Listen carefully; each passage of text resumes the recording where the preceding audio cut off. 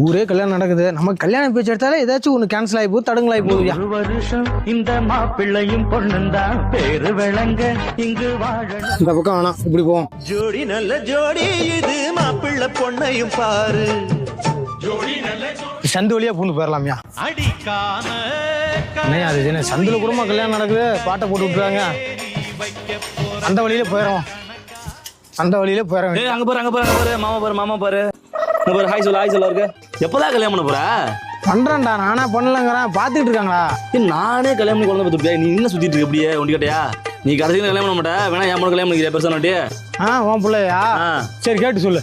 மாமா கல்யாணம் பண்ணிக்கிறாங்களா?